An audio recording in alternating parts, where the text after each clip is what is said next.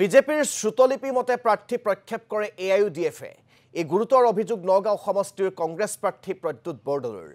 এআইইউডিএফে অসমত কেতিয়াও চৰকাৰ গঠন কৰিব নোৱাৰে বা চৰকাৰৰ সহযোগী দল হ'ব নোৱাৰিব বুলি স্পষ্ট ঘোষণা কংগ্ৰেছ প্ৰাৰ্থীগৰাকীৰ। এআইইউডিএফৰ মুখ্যমন্ত্ৰীৰ কথা মতে উঠা বহা কৰা এটা দল বুলি মন্তব্য প্ৰদ্যুৎ বৰদলৈৰ। যে ইউডিএফে আসলতে জিকিবৰ কাৰণে নিৰ্বাচন অসমত জিকিবৰ কাৰণে নিৰ্বাচন অংশগ্ৰহণ নকৰে। কেনেবাকৈ সৰকি পেলাই এজন কৰবাত এমএলএ হ'ব পাৰে বা এজন তেওঁলোকৰ সাংসদ দিল্লীত থাকিব পাৰে, না তেওঁলোকে সেই সাংসদ এজন হৈ বা দুজন বা তিনিজন এমএলএ হৈ পেলাই অসমত না তেওঁলোকে কেতিয়াবা চৰকাৰ গঠন কৰিব পাৰিব, না তেওঁলোকে চৰকাৰৰ অংশীদাৰিত্ব পাব। তেওঁলোকে একমাত্ৰ নিৰ্বাচনত অংশগ্ৰহণ কৰে বিজেপি দলৰ শ্ৰুতলিপি মতে। আৰু অসমৰ বৰ্তমান সময়ৰ যিগৰাকী মুখ্যমন্ত্ৰী আছে, মুখ্যমন্ত্ৰীগৰাকীয়ে নিজেই আপোনালোকৰ মিডিয়াত স্পষ্টভাৱে কৈছে যে তেওঁৰ কথা মতেই ইউডিএফ দলে উঠা বহা কৰে।